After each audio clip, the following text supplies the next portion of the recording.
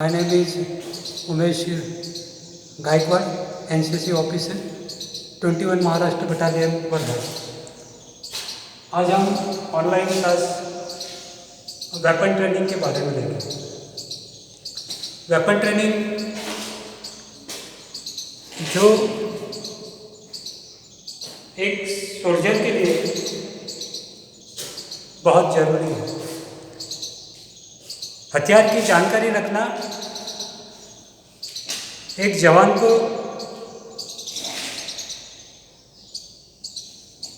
इसलिए ज़रूरी है कि शत्रु से दोन हाथ करते समय अपने साथी और अपनी जान सुरक्षा के लिए वेपन ट्रेनिंग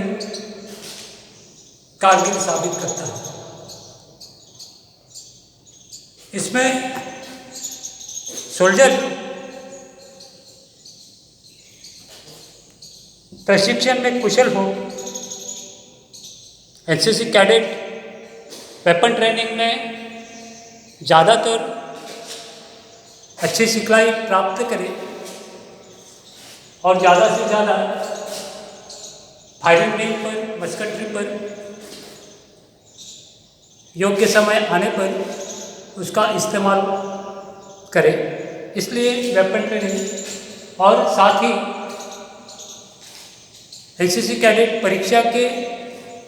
परीक्षा में आने वाले जो भी वेपन ट्रेनिंग के बारे में जानकारी है, क्वेश्चंस है, वो उचित तरह से छुड़ाए। इसलिए वेपन ट्रेनिंग का आज क्लास हम लेंगे।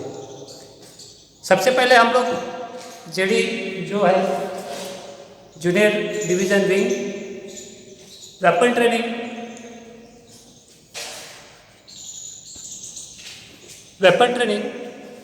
जूनियर विंग के लिए सिलेबस में है।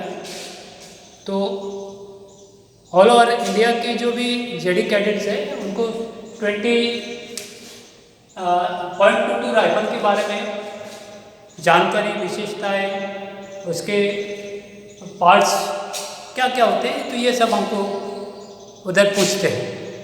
सबसे पहले ये जो राइफल दिख रही है, ये राइफल मान लो 29.22 राइफल है।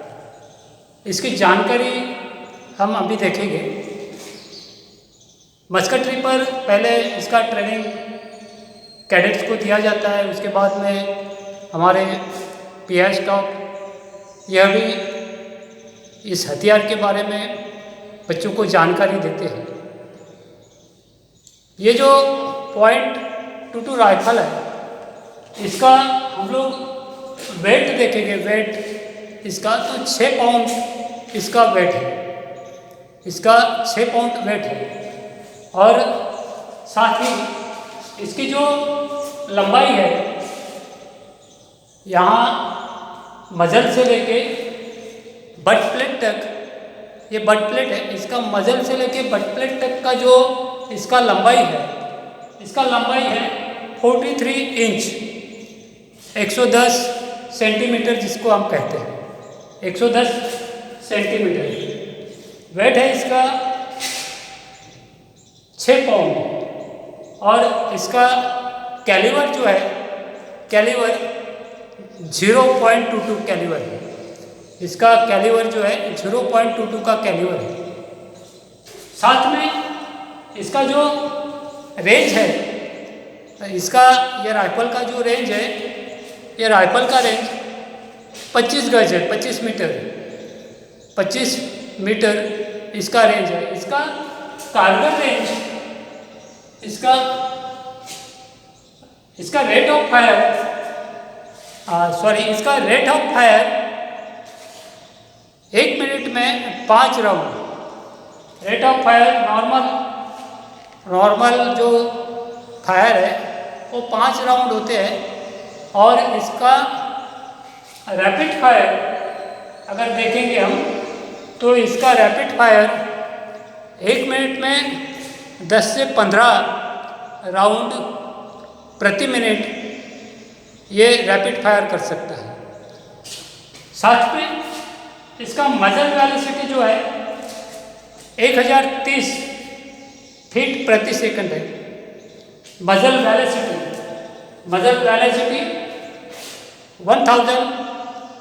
1030 फीट प्रति सेकंड है। और साथ में इसको जो सफाई की जाती है, राइफल को सफाई करना बहुत ज़रूरी है।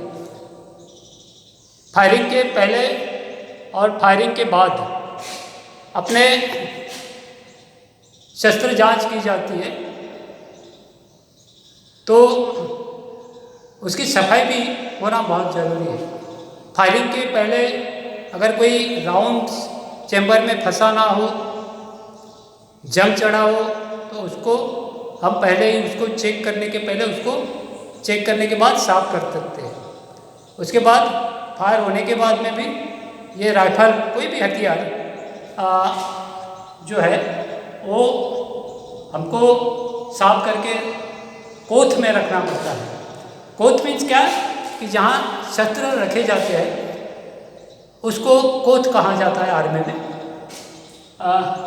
सफाई की चिंदी का जो आकार है, 4 इंच बाय पौन इंच, 4 × 3/4 इंच, ये सफाई का जो कपड़ा है, चिंदी का आकार है, उसका आकार इस साइज का रहेगा। और तेल की चिंदी का आकार जो है वो 4 × ½ इंच। इस प्रकार इसका जो विशेषता है, राइफल की विशेषता है, ये हमने देखी है। अब हम पार्ट 2 देखेंगे कि राइफल का जो राइफल है हमारी .22 राइफल, इसके पार्ट के नाम क्या है, किसको क्या कहते हैं। ये जो हम देख रहे हैं राइफल, ये राइफल के पार्ट को .22 राइफल मान लीजिए ये, तो इसके पार्ट को क्या क्या कहते हैं हम लोग देखेंगे। सबसे पहले हम लोग नीचे से ऊपर की ओर जाएंगे। यह है बट प्लेट, ये जो है ये इसको कहते हैं बट प्लेट। यहाँ मैंने आपको बताया बट प्लेट, डायग्राम में बताया। एक्चुअली ये मेरे हाथ में जो राइफल है, इसका जो नीचे वाला पार्ट है ये बट प्लेट है। ये बट प्लेट 2 टाइप से आता है, एक पीतल का होता है और एक रबरी होता है। दूसरा इसको हम कहेंगे बट, ये जो है ये पार्ट जो है इसको कहेंगे हम बट।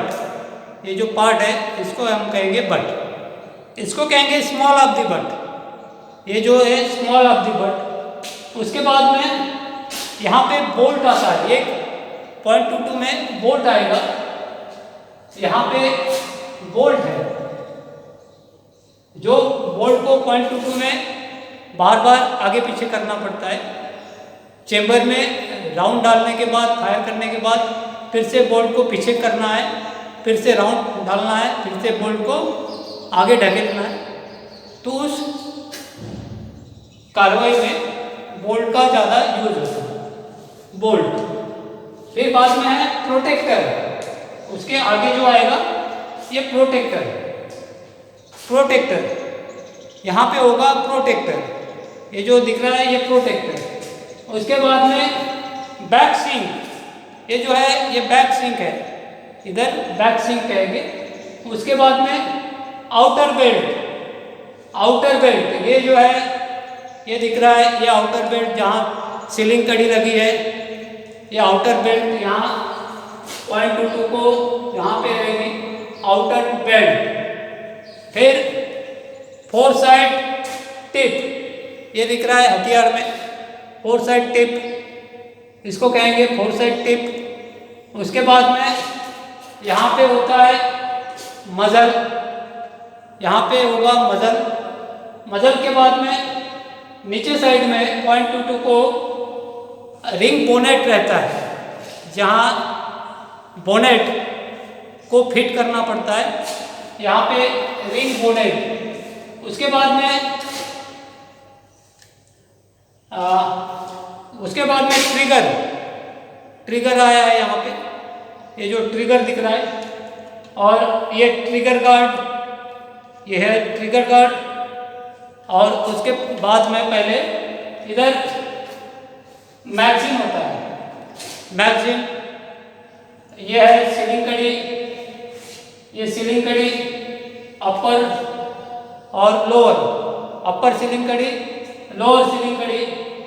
उसके बाद में ये सीलिंग, उसके बाद में ये जो पार्ट है टॉय, यहाँ पे ये टॉय कहेंगे इसको। तो इस प्रकार से यह इसके पार्ट है, 0.22 के पार्ट। इसके बाद में फायरिंग जो है, इसके बाद हम लोग बहुत सारे इसमें पार्ट्स हैं, back sight link, fore sight protector, back sight U, magazine, trigger guard. तो आपको एग्ज़ाम में कोई भी 5 पार्ट के नाम लिखिए या 10 पार्ट के नाम लिखिए, ऐसा क्वेश्चंस आता है। तो आपको याद होना चाहिए कि ये सारे पार्ट्स हमको एग्ज़ाम में लिखना है। उसके बाद में अच्छे फायरर का क्या वसूल होता है, अच्छे फायरर का क्या सिद्धांत है।